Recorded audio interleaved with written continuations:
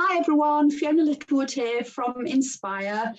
Today I'm accompanied by Chris, who's also from Inspire, and Terri, Matilda and Anne, who I think we've seen all of you before at one or other of our choices.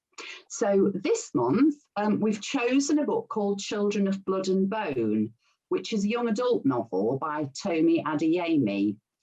It's basically a fantasy novel that's centred around West Africa, and it's about the suppression of magic by an evil king.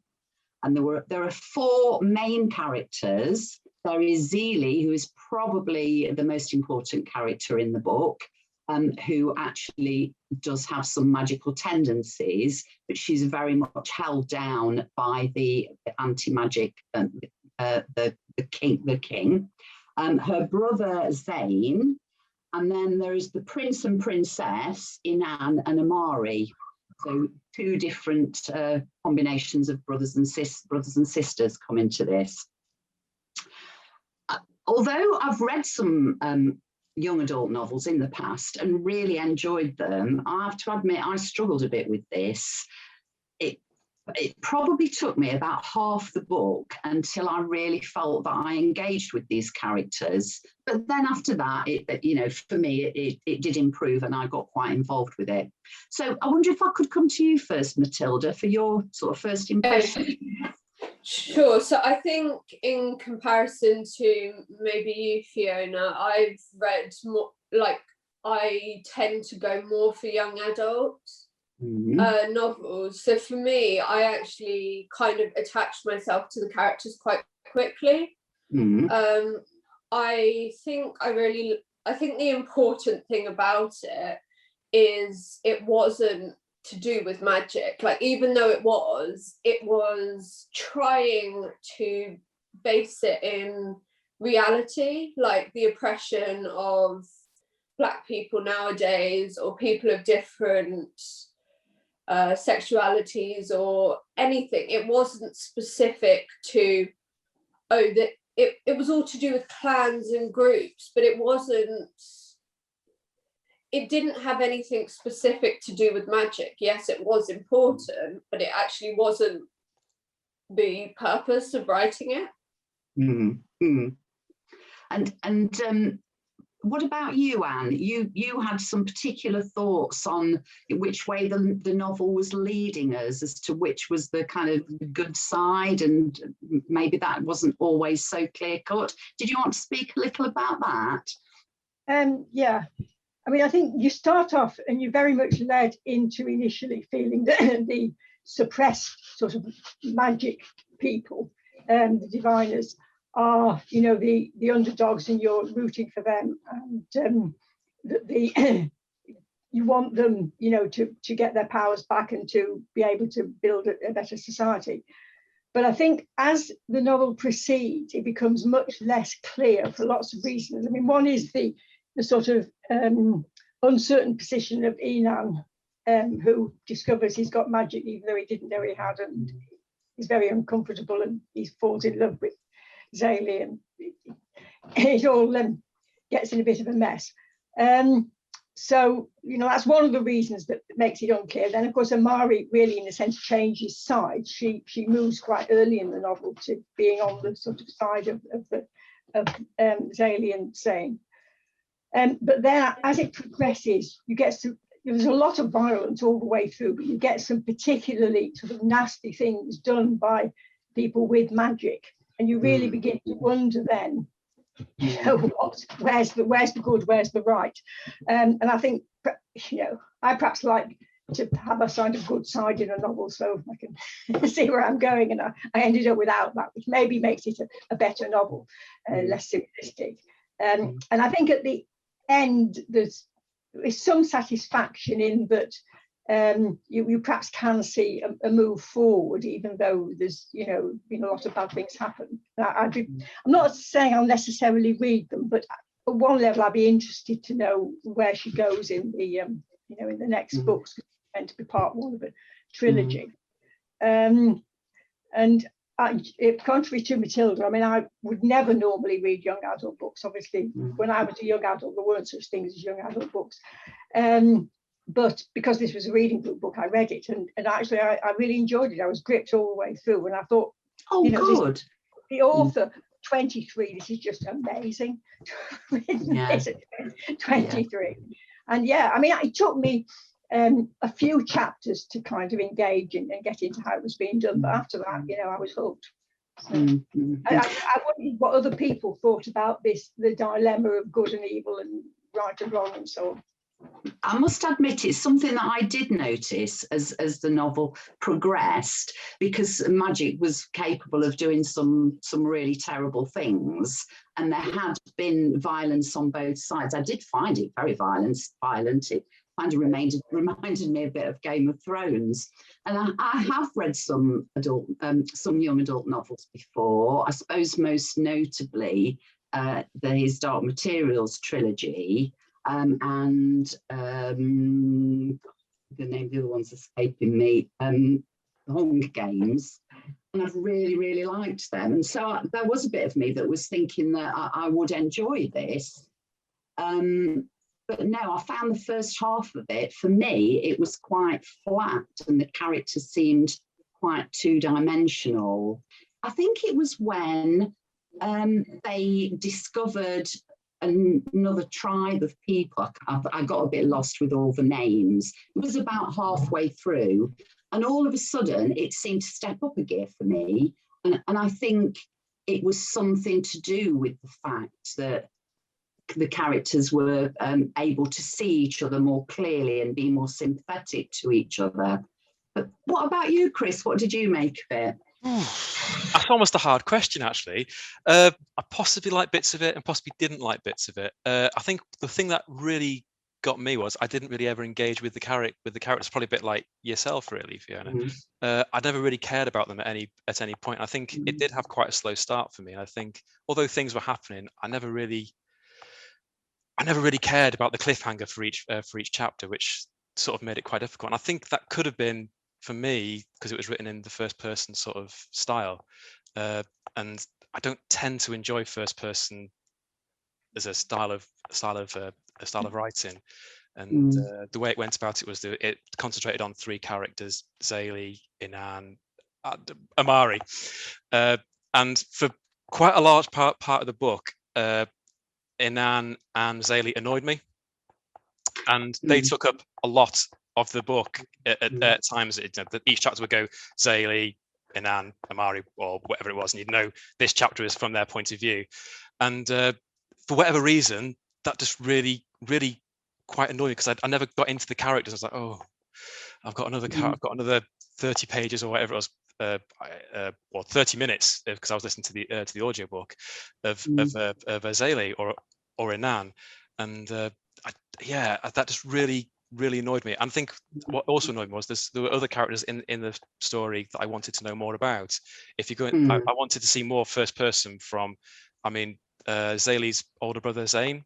He's in the book, but he seems quite a nice character, actually. He seems probably one of the characters I actually like. I preferred more, but you don't really see much of him. He's just sort of he's just there as almost like a noble presence, but he doesn't actually do much. So I'd like to see more from him. We talked about the king trying to, the king is trying to get rid of magic, and as Anne said, there's been a lot of, magic is good or is it evil, and there have been some terrible things that the king had something awful happen to him, with magic, which appears to have sort of shrouded his opinion and made him potentially into the monster he is. And I would have liked to maybe see more from his point of view. So there was I think it was possibly the style of writing put me off from the beginning, and the fact I didn't really get into any of the characters really to care about them. I think that was the thing for me. But I did find the whether magic is good or bad to be quite interesting. But that was quite a nice thing. It didn't quite go into it in depth enough for me. You'd sort of find out this horrible things happened in the past. You'd see awful things happening in the present. I can't remember the name of the characters. Sort of melting people with their magic powers for heat, and that was quite sort of, you know, say very I violent. found that quite interesting, how their magical powers were different and gave them different kinds of sort of superpowers, really. What about you, Terri? Did you enjoy it, or? I did. Well, I feel quite ambivalent about it now, and I'll explain why. I found it quite enthralling. And I think that the style of writing in the first person helped with the pace, so that kept me interested. And you know, it has all the familiar plots of oppression, victimization, loss, guilt, fear, and the, you know, the old good versus evil, and so on.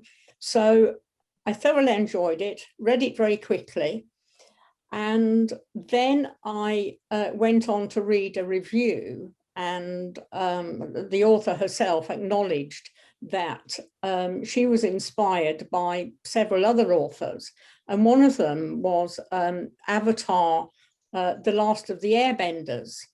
Now, this is on Nickelodeon, so this is aimed at, you know, the primary phase.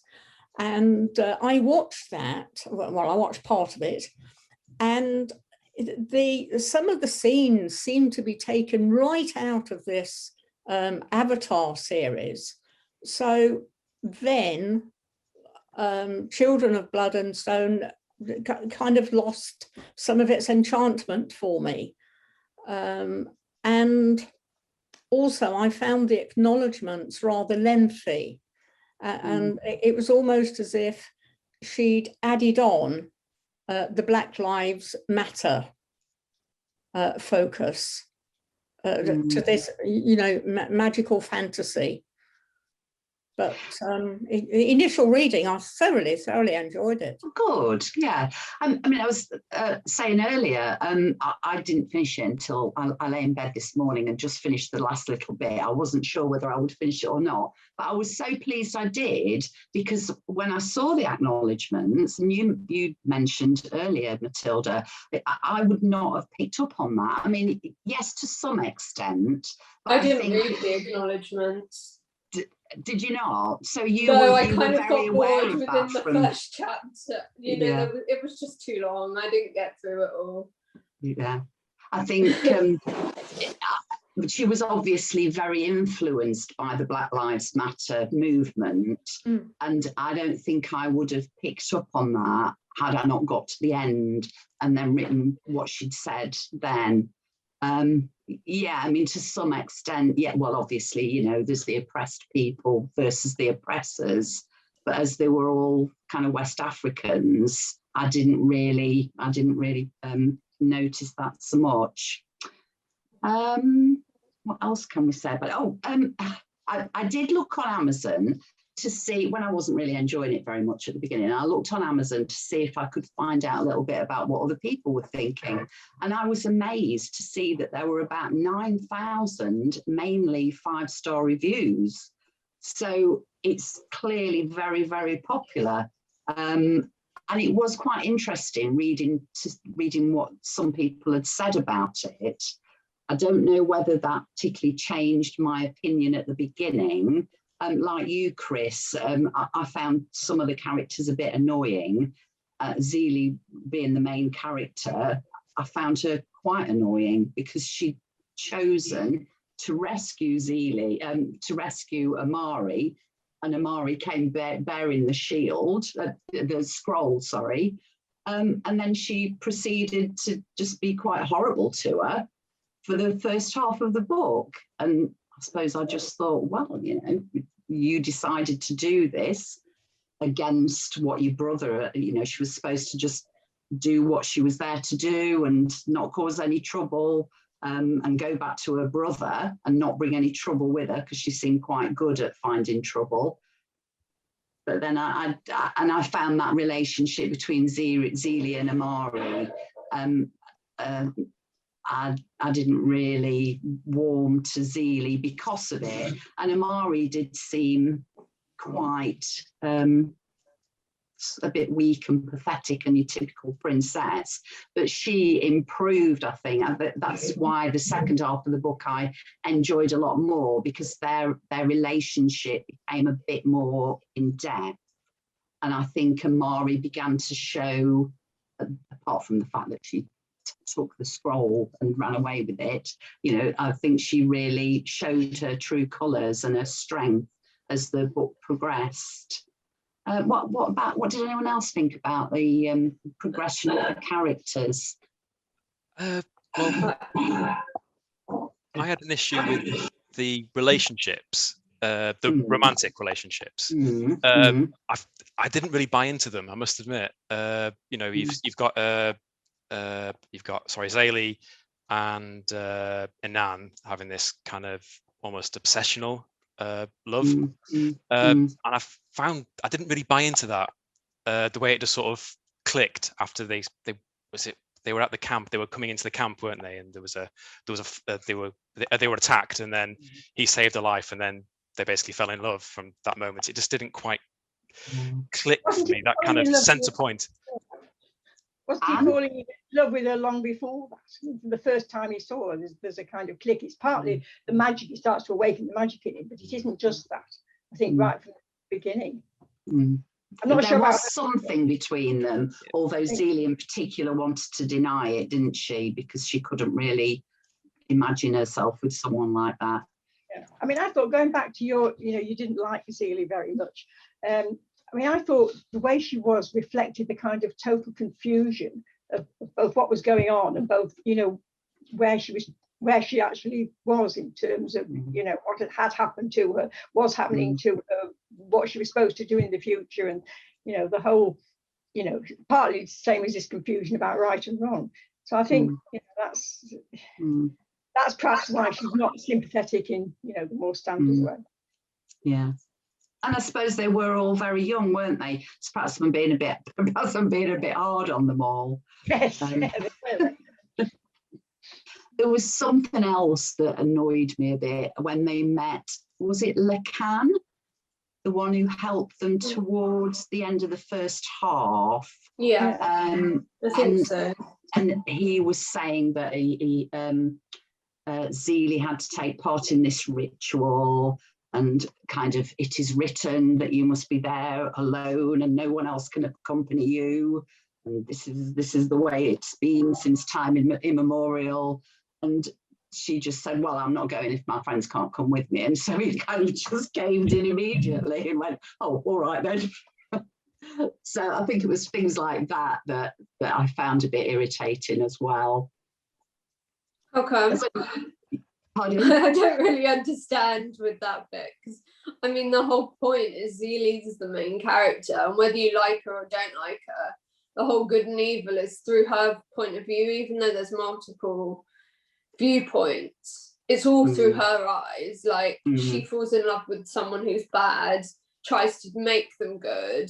That's the whole kind of point of the book, is you see it through her point of view. She falls in love and he kind of gets into her mind and they're communicating through their thoughts,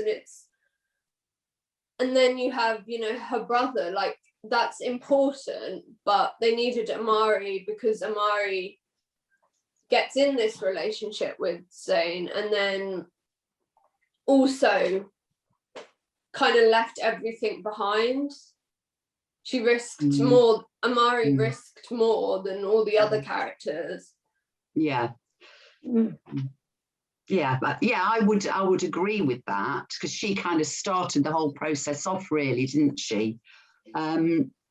Did you think that in Anne what was a bad character? Because I always felt quite sympathetic towards him, because he'd been brought up to believe that things were one way, but because he did understand that he was developing these magical powers, he kind of had a foot in each camp, and I felt a bit sorry for him because he was trying to reconcile the two halves of himself. So I found him, I quite liked him. Were you not keen on him, Matilda? No, I think I was keen that he was trying to do good, But the reality is he, regardless of falling in love or whatever it was with him and Zeeley, they weren't, he was loyal to his dad above anything else. You know, it wasn't, he let guards, you know, carve things into Zeeley's back. Like, that isn't, if he was in love with her, he would not have let that happen. I think it was an infatuation, not love. Yeah. What do you think, Terri? Did you believe in the love relationships? I think it was typical of how adolescents see the world. You know, that they're torn, their bodies are changing, their emotions are changing. So they're experiencing these inner struggles all the time. So I think that layer of the book, if we looked at that as a theme, would be seen to be very successful. And you know, a book like this would be ideal to be on the English syllabus for adolescents. And you know, speaking of the age phase there, I think it's more for the adolescent as opposed to young adult. It reminded me, you know, you were talking about other books when you read the reviews, Terri. Yes. Yeah, it reminded me of Noughts and Crosses, the same type of thing, where there was the brother who kind of, you know, and it reminded me of that book. Of course, there was magic and there was different set of circumstances, but it was the same type of thing where they were trying to bring real life problems and change it up to a more mass market audience. It's just trying to educate people. I believe they've either made or they're going to make a film of it. Has anyone else come across that? Yeah. Do you think it will make a good film? I think if it's not too violent, it will appeal to younger children. So, you know, 8 to 11. I think unless it's more upbeat, then adolescents would find it quite boring. Yeah, I wondered if I might engage with it more as a film than I did as a book. So, and what about the rest of the trilogy? I think the second one is out now. Will anyone read? Yeah, I know. I've ordered it. I finished it, and I was like, well, I don't have that many new books. I've read all the things I want to, and I kind of left it going, actually, I want to know what happens to the characters. So I think I was more engaged than maybe other people who purely because I related to the characters in some way or another, and everyone at a young age wanting to engage in all these different viewpoints and changing your views and your outlook on things. You know, during that teenage years, you actually are changing so much that Anne's character made sense. Like, even though he was supposedly bad, the things he was doing made sense, where you were falling in love with someone, but you also were loyal to your family and you weren't sure where that line was. It was, I don't know, I just wanted to read the next one. I kind of finished it wanting to read more. Well, I did notice that the second one has just been made available as an ebook. We've bought it. It won't be on the same deal as this one, but I did notice there was already a waiting list on it, and the number of people that have either read or listened to this one, it's quite healthy. It's quite well comparable with the other things that we've done over the months. So I think it has been popular. Anyone else got any final thoughts? Well, I've got to say, I didn't enjoy the book, but I think I would actually enjoy it as a film. I think actually, when I was reading through it, possibly because I knew it was going to be made into a film, I could almost see how it actually almost worked for Yes. me better as a film, how I might enjoy it more as a Yeah, it's kind of as a like the film. Hunger Games. I could never get into the books all that much, but the films were engaging, I think, because action films appeal to people more than an action scene in a book. I don't think I will be reading the second one, but I think if the film happens to pass by me, I would like to watch it to see if I enjoy that more. Yeah. So, well, thank you very much, everyone, for your welcome contributions. I think it's been perhaps one of the slightly more controversial that we've done, because I don't think we've often had so much of a difference of opinion, but I think that's made for a really good discussion, and looking forward to seeing you all again at some time in the future for another book. Thanks very much. Bye for now. Bye. Bye.